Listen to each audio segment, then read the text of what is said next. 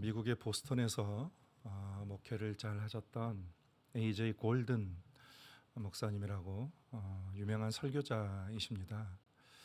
이분에게 있는 잘 알려진 일화가 하나가 있습니다. 이분이 주일 준비를 위해서 열심히 설교 준비를 하다가 그만 피곤해가지고 책상에 엎드려서 잠을 잤습니다.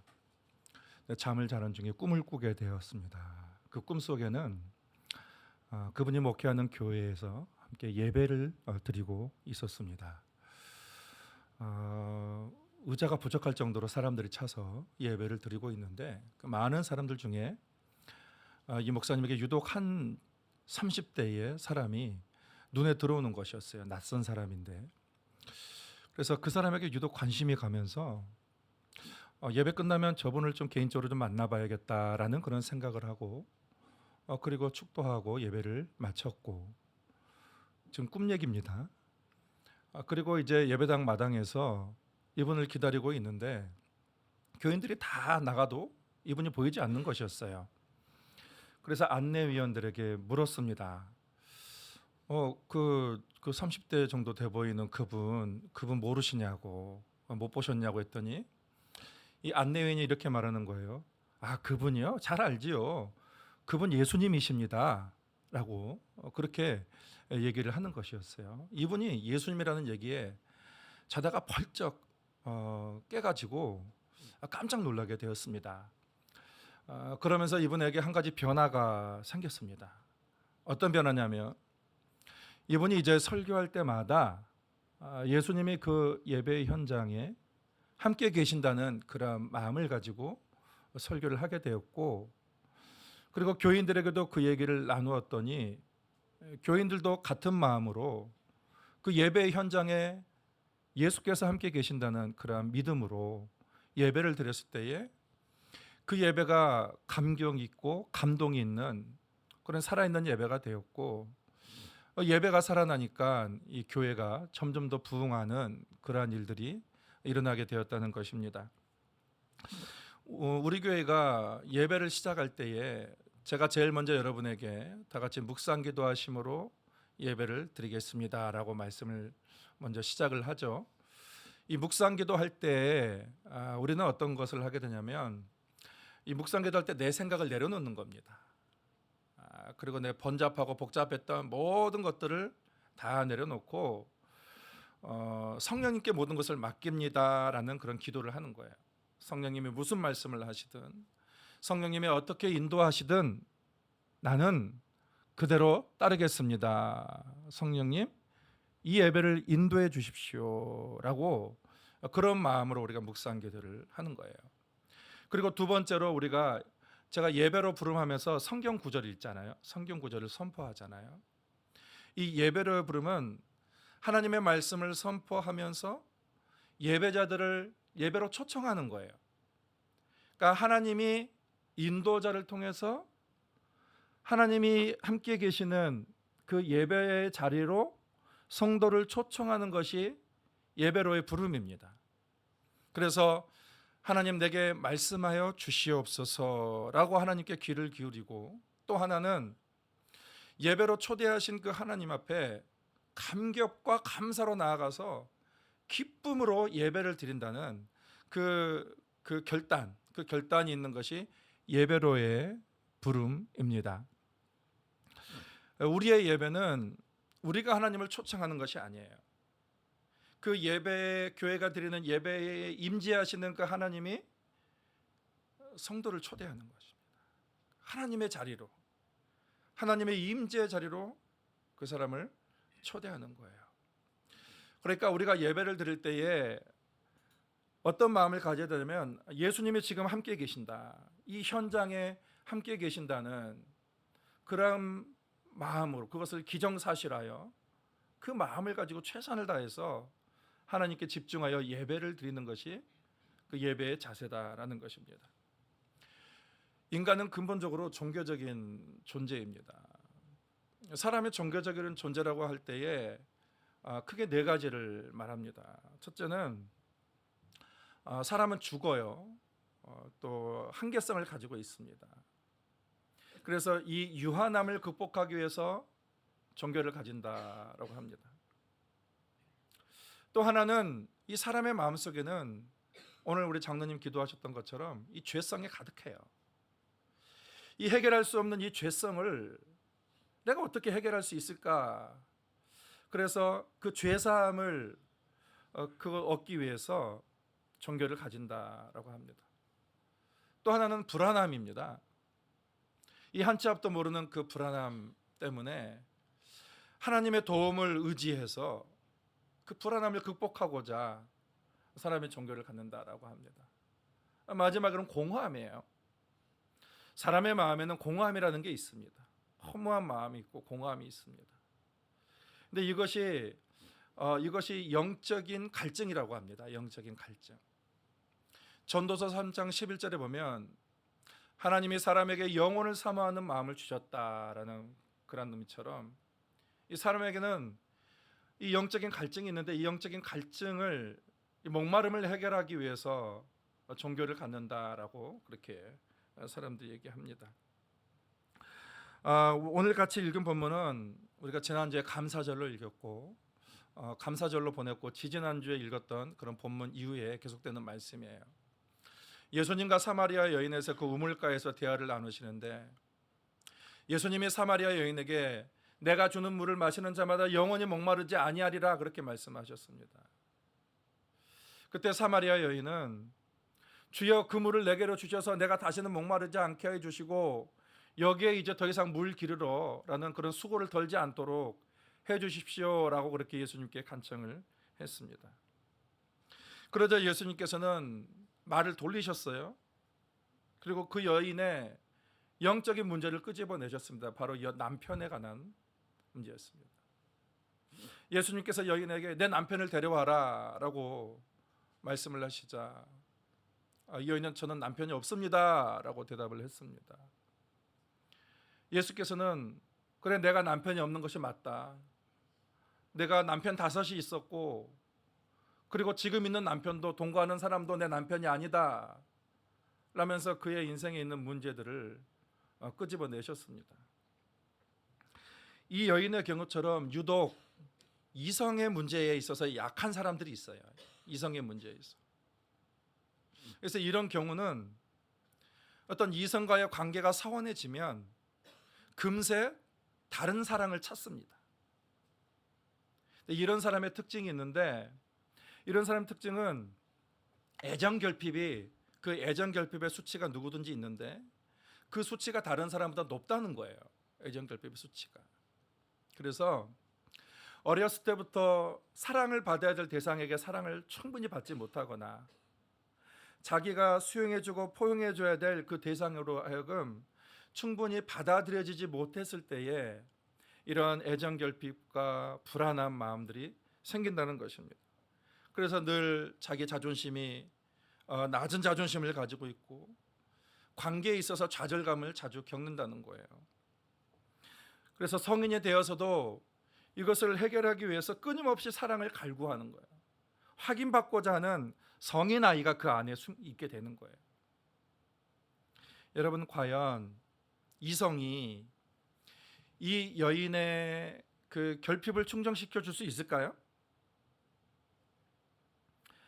여러분 이성에게서 만족을 찾으려고만 하고 거기에 집착하면 할수록 사실은 더 실망하게 돼 있습니다. 우리는 목마름을 위해서 물을 마십니다. 육신에 목마르면 물을 계속 마시면 돼요. 그래서 또 목마르면 물을 마셔서 그것을 해결해 나갈 수가 있습니다. 근데 예수께서는 인간에게는 육신의 목마름 외에 영적인 목마름이 있다라고 말씀하셨습니다. 이 영적인 목마름은 예수님에게서만 해결될 수 있다는 거예요. 내가 주는 물을 마시는 자마다 다시는 목마르지 않을 것이다 라고 말씀하셨습니다. 예수님을 만나면 사람의 영적인 갈증이 완전히 해소가 된다라는 것이죠. 본문의 여인은 그 어떤 만족을 얻기 위해서 자기 그 남편에게 모든 것을 쏟아부은 거예요. 내가 이 남편에게 내 전부를 다 쏟아부으면 이 사람도 내게를 전부를 쏟아 주어서 이 나의 이 허전함을 채워주겠지, 나를 만족시켜 주겠지 라는 그런 마음이 있는 것입니다. 근데 여러분, 지금 남편으로는 충족이 안 된다는 것을 알게 되는 거예요. 그래서 다른 남자를 만나면 충족될까? 그래서 다를 것이라 믿었지만 똑같은 실망만 받는 거예요. 남편이 또 바뀌고 남편이 또 바뀌고 또 바뀌는 것입니다. 사람은 영을 가진 영적인 존재예요. 우리 육신이 배고픔과 갈망을 느낄 때 육신적으로 채우면 됩니다. 그런데 우리 영이 결핍을 느끼면 아무리 육신적인 것으로 뭘 채우려고 해도 채워지지 않습니다. 그것은 우리 영을 만드신 하나님을 만날 때만 가능한 것입니다. 사람들은 그런 영적인 비밀을 모릅니다. 그렇기 때문에 하나님으로부터 채워야 할 영적인 목마름을 자꾸 하나님의 대용품으로 채우려고 하는 거예요.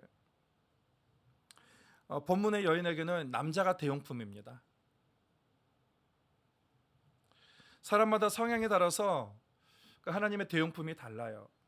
어떤 사람은 내가 인생에서 성공을 하고 자아 실현을 하면 그것이 뭔가 나의 어떤 충족시켜 주겠지, 나를 만족시켜 줄 것이다 라면서 이 성공을 최상의 가치를 두고 그것에만 향해서 막 달려가는 것입니다. 어떤 사람은 내가 많은 것들을 소유하면, 뭐 사람도 소유하고 물질도 소유하고 많은 것들을 소유하면 이 나의 어떤 그 허전함이 해결이 되겠지라고 생각하면서 더 쌓고 더 모으기 위해서 자신의 인생을 다 전부 투자해버리는 그런 사람도 있습니다. 어떤 사람은 인정받는 것에 목말라 있어요. 내가 다른 사람이 나를 높여주고 나를 인정해주면 되겠지. 그래서 그 인정받기 위해서 그 모든 것에 자기의 인생을 다 쏟아내는 그런 사람도 있습니다. 사람은 각자 자기의 대용물이 있어요. 그래서 그것을 얻기 위해서 모든 것을 쏟아붓습니다. 그런데 그것만 얻으면 된다고 믿는 것이 문제인 것입니다. 이 여인이 한 남자로 인하여 만족하지 못했듯이 여러분, 하나님의 대용품으로는 우리의 목마름을 결코 해결할 수가 없습니다. 어떤 사람은 이 5명의 남편을 은유적으로 해석해서 첫째는 돈이요, 뭐 둘째 남편은 그 명예요, 뭐 권력이요, 정욕이요, 뭐 지식이요라고 그렇게 해석하기도 합니다만, 나름대로 그것이 자신의 어떤 결핍을 충족해 줄 것을 믿고 최선을 다해서 사람들은 거기 추구한다는 것입니다. 우리가 예배라는 의미에서 보면 하나님을 예배하는 것이 아니라 대용품을 예배하고 있다라는 거예요. 이 여인은 남편에게 최상의 가치를 주면서 이 남편을 예배하고 있는 것입니다. 영적인 의미로 보면 그런 것이죠. 그래서 예수님은 이 여인과 대화를 이어가면서 자연스럽게 예배라는 주제로 화제를 이제 이어가게 됩니다. 예배. 이 예배라는 원어는 야바드라는 거예요. 샤하. 하나님께 최상의 존경을 드리고, 그리고 엎드려 절한다, 그리고 숭배한다, 순복한다라는 그런 의미가 있습니다. 헬라어로는 프로스키네오와 라트레이아가 있습니다. 역시 같은 뜻이에요. 최고의 존경을 하나님께 드리고, 그리고 하나님께 최상의 가치를 드린다라는 것입니다. 엎드리고 경배한다는 것입니다. 우리말 뜻으로는 예수 믿는 성도들이 예수 이름으로 신앙을 고백하며 그분에게 찬양을 드리며 최고의 존경과 존귀를 올려드린다. 그것을 예배라고 합니다. 영어에 대해서는 여러분들 많이 아셨을 거예요. 영어는 worship이라고 하지 않습니까? 그래서 여기 보시게 되면 word와 그리고 ship, 가치와 신분에서 유래한다라고 했습니다. 그러니까 예배라는 것이 뭐냐면 하나님께 최대한의 존경으로 최상의 가치를 드리는 것, 그것이 예배다라는 것입니다. 사람은 자기가 가치 있다고 여기는 것에 물질을 투자하고 시간을 투자하고 자신의 인생을 다 거기에 투자를 합니다. 하나님을 모르면요, 그것에 이 대용품에 인생을 거는 거예요. 그런데 하나님을 알면 하나님이 최상의 가치라는 것을 알게 됩니다. 하나님에게도 최상의 가치가 바로 여러분입니다. 하나님은 여러분에게 성품과 하나님의 이름을 걸고 그분의 생명을 여러분에게 주신 거예요. 그분의 전부를 여러분에게 건 것입니다. 이러한 하나님의 우리를 향한 그 마음을 아는 사람들은 하나님께 모든 것을 드리는 거예요. 최고를 드리는 것입니다. 이 아브라함도 하나님께서 시험하시면서 아들을 바치자고 했을 때에 그 귀한 아들을 바치려고 했습니다. 그리고 향유 부은 여인 마리아도 그 가귀한 그 향유 옥합을 아끼지 않고 깨뜨려서 하나님께, 예수님께 다 드렸던 것입니다. 여러분, 하나님은 이런 예배를 기뻐하십니다. 하나님은 하나님을 향한 최고의 경배, 존경을 드리는 것 하나님이 기뻐하시는 거예요. 그들이 보여드린 행동과 순종과 이 예물에는 마음이 담겨 있습니다. 그들의 마음이 담겨 있어요. 그래서 하나님 다 알고 있습니다. 이 사람이 어떤 마음으로 예배를 드리고 있고 어떤 마음으로 하나님 앞에 나와 있는지를 하나님은 다 알고 계시는 거예요. 근데 하나님은 그런 예배를 받고 싶으신 것입니다. 하나님, 우리에게. 우리는 예배를 드리면서도 우상을 섬길 수 있어요. 마음 안에 하나님이 아닌 다른 것이 들어있으면 그것이 우상이 되는 거예요. 어떤 사람은 예배 시간에 시작하면 가족 생각하고 이웃 생각하고 또 일터 생각하고 홍콩에 갔다가 또 생각이 또 아시아 갔다가 유럽에 갔다가 또 아메리카 갔다가 아프리카 갔다가 예배 끝날 때 딱 정신이 돌아오는 그런 분들도 계십니다. 여러분, 그렇게 하기에는 예배 시간이 너무 아깝지 않습니까? 우리가 아침에 그 피곤한데 씻고 잘 준비해서 예배 시간에 왔다면 우리가 하나님께 최대한 우리 열정을 다 들여서 예배를 드려야 되지 않겠습니까? 하나님을 만나야죠. 하나님을 만나러 왔으면. 우리가 본문을 통해서 최상의 가치를 드리는 예배, 그것이 어떻게 드리는 건지를 좀 잠깐 보도록 하겠습니다. 먼저는 하나님이 영이라는 것을 알아야 돼요.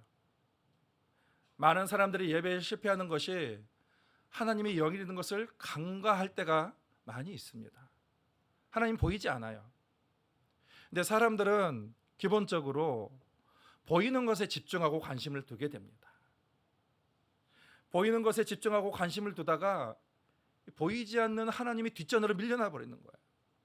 자꾸 하나님께 집중하려고 하는데 보이지 않으니까 이 보이는 것에 자꾸 신경 쓰고 거기에 대해서 집중을 하게 되고 그러다 보면 하나님을 잃어버리게 되는 것입니다.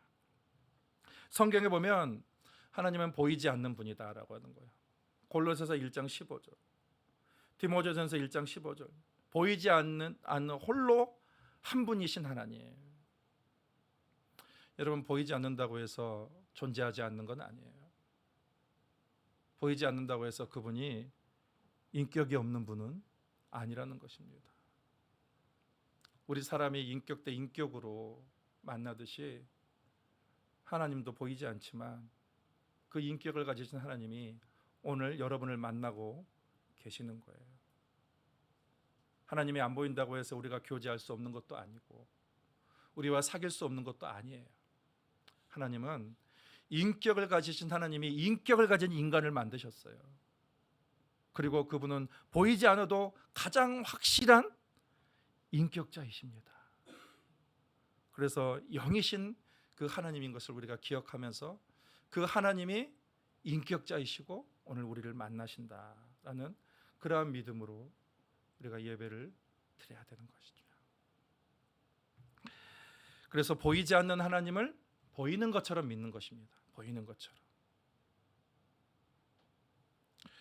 그리고 영으로 예배를 드려야 되는 거예요. 영으로. 인간은 영혼, 육으로 구성이 되어 있습니다. 인간 때로는 육과 영혼으로 구성이 되어 있어요. 이 육은 우리의 보이는 육신을 얘기하는 거죠. 우리의 혼은 우리의 마음과 정신을 말합니다. 우리는 영으로 하나님과 교통합니다. 그래서 하나님의 형상으로 만들었다는 것은 그 사람이 영이 있고 하나님과 교통할 수 있는 그러한 사람으로 만들어졌다는 것입니다. 영으로 드리는 예배는 하나님이 임재하시는 예배예요.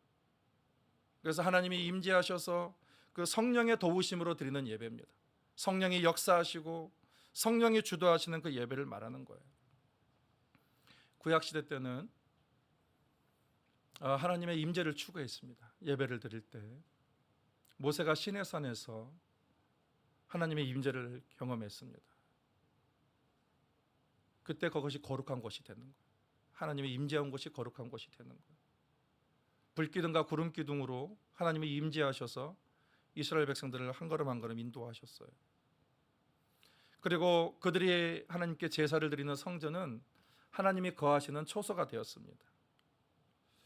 그래서 우리가 하나님께 온전한 예배를 드리기 위해서는 하나님의 임재가 반드시 전제가 되어야 되는 것입니다.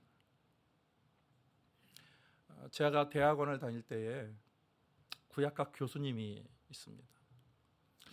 이 교수님이 하나님의 임재와 관련된 책을 쓰셨어요. 근데 여러분, 교수님들은 그런 책 잘 안 쓰십니다. 왜냐하면 이게 사람의 그 과학적으로 증명되지 못하는 그거를, 논리적으로 증명이 잘 안 되는 거를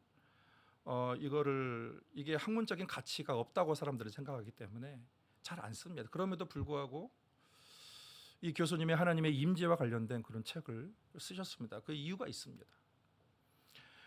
이분이 학자지만 하나님의 임재에 대해서는 굉장히 본인이 거기에 대해서 문외한이었다라고 얘기를 했습니다. 나는 차분하게 설교를 하고 그리고 꼼꼼하게 계획을 하는 스타일이지만 하나님의 임재 의식에 대해서는 나는 좀 자신이 없다라고 그렇게 늘 그 서두에 책에 보면은 그렇게 기록이 되어 있어요. 그런데 이분이 잠깐 목회를 할 수 있는 그런 기회가 있었습니다. 그런데 목회에는 하나님의 역사하지면 도저히 할 수가 없다라는 거예요. 그래서 이분이 교인들에게 같이 우리의 예배가 하나님의 임재로 충만한 예배가 되기 위해서 같이 기도해 줄 것을 당부하고 본인도 설교 준비하고 예배를 인도하면서 간절히 기도하는 마음으로 그렇게 예배를 인도하고 설교를 준비했다는 것입니다. 그런데 이것이 시간이 지나다 보면서 어느 순간 갑자기 교인들이 하나님의 임재를 경험하는 것들이 늘어나게 되고 그게 자주 있게 되고 그리고 교인들이 회개를 하게 되고 변화하게 되고 마음의 기쁨을 얻게 되었다는 것입니다.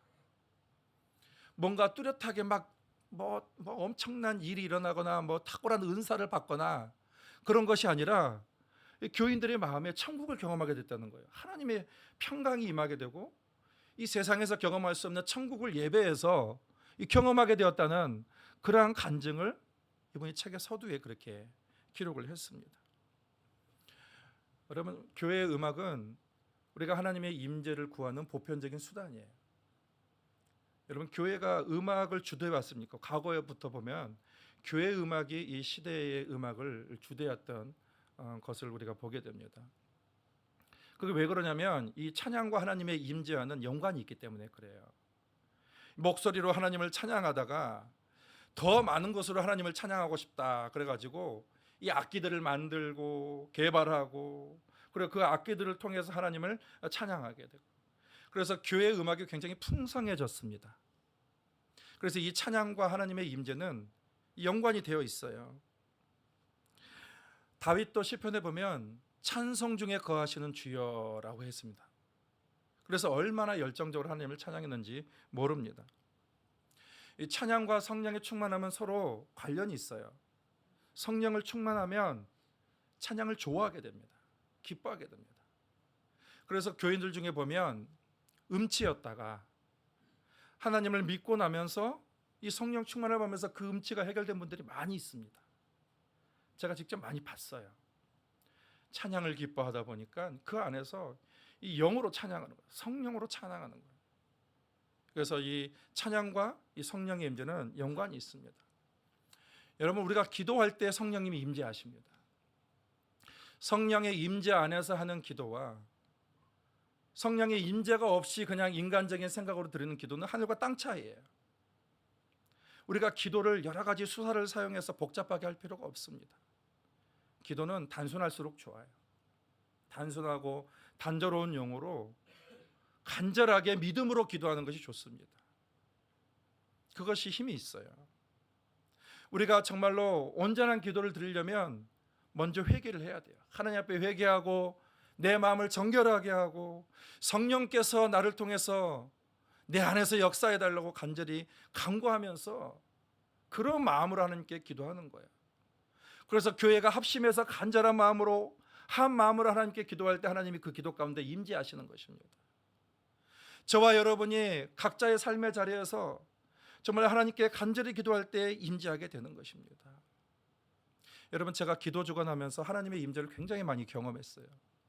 제가 뭘 생각했냐면 교인들 중에 나를 위해서 기도한 분이 많이 계신가 보다, 그렇게 생각을 했습니다.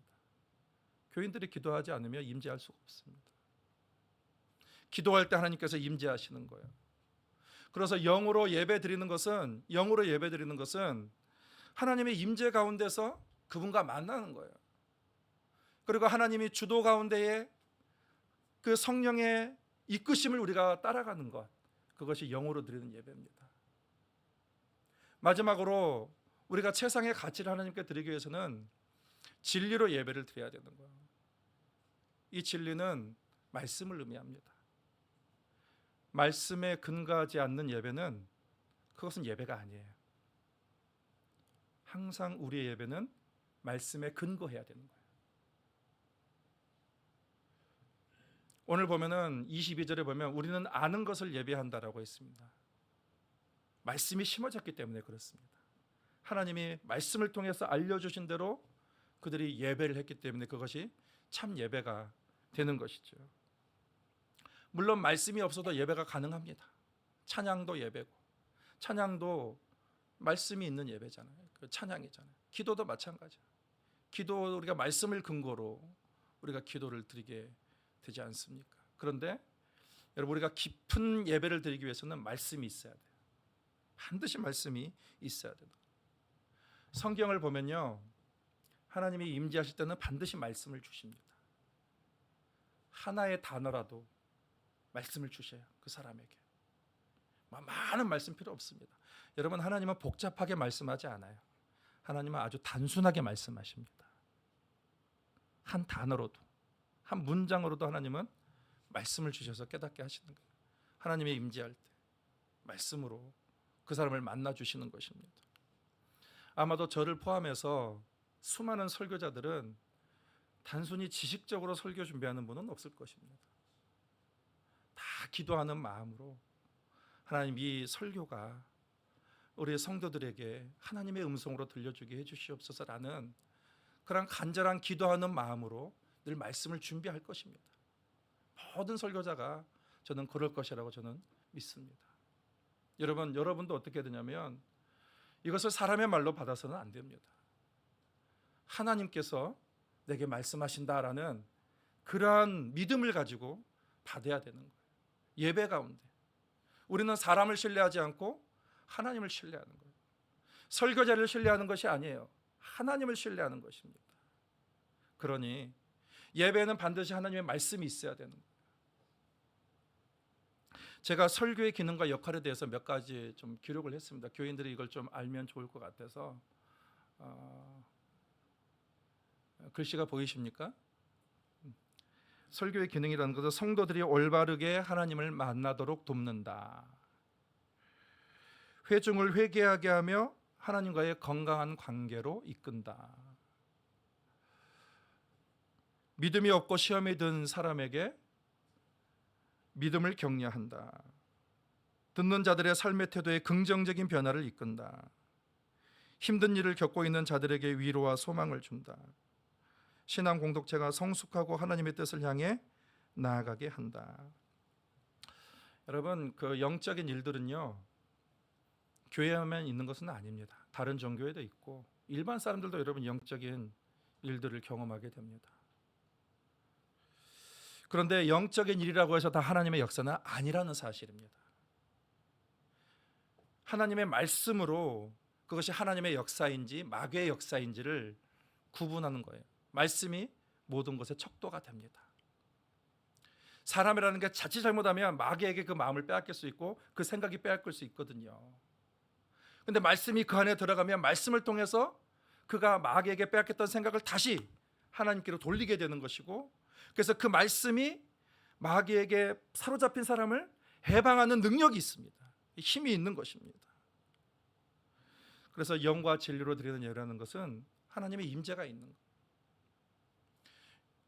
제가 지난번에도 말씀했지만 여러분, 인간적인 위로 아무 소용이 없어요. 사람을 만나서 뭐 사람하고 무슨 뭘 이렇게 자기의 모든 마음의 문제를 다 터놓고 해결하고, 여러분 그건 잠깐입니다. 하나님을 만나야 되는 거예요. 하나님을 만나면 다 해결되는 것입니다. 그래서 그 만남 가운데 우리는 말씀을 통해서 사단이 우리 생각 가운데 심어놓은 그 가라지들을 제거하는 거예요. 그리고 힘있고 권세 있는 믿음의 삶을 살도록 그 말씀이 도와주는 것입니다. 그래서 우리의 예배는 우리가 하나님을 체험을 삼아야 되는 것입니다. 저는 여러분들이 간절한 마음으로, 저도 그렇지만 예배 시간에 정말 하나님을 사모했으면 좋겠습니다. 그리고 그 가운데 하나님의 체험이 있어야 돼요. 하나님과의 깊은 만남이 있어야 돼요. 근데 하나님과의 그 체험은 말씀을 통해서 깊이 더 뿌리내게 되는 것입니다. 말씀이 중요한 거예요. 우리가 추구하는 예배는 최선을 다한 예배예요. 하나님을 향한 최상의 가치를 드리는 그런 예배입니다. 우리는 성경에서 모든 해답을 찾아야 됩니다. 성경에서 하나님께 최상의 예배를 드린 사람이 솔로몬입니다. 그는 하나님께 아끼지 않고 일천번제를, 모든 것을 다 쏟아서 하나님께 자신의 존경의 마음, 감사의 마음을 담아서 하나님께 드리게 됐습니다. 여러분, 하나님께서 그걸 모르시겠습니까? 하나님께서 그 마음을 다 아시는 거예요. 그래서 하나님께서 엄청난 은혜를, 그가 예상하지 못했던 은혜까지 하나님께서 그에게 부어주신 것을 보게 됩니다. 예수님은 오늘 본문에서 말씀하셨어요. 아버지께서는 영과 진리로 예배하는 자들을 찾으시느니라 라고 했습니다. 예배자를 찾으신다. 하나님이 찾으시는 예배자, 최상의 가치를 하나님께 영과 진리로 드림을 통해서 진실로 하나님이 찾으시는 예배자가 다 되기를 예수님의 이름으로 축복합니다. 하나님 아버지, 하나님께서 항상 우리를 예배의 자리로 초대하여 주신 것을 감사드립니다. 하나님, 우리가 예배를 귀히 여기게 하여 주시옵소서.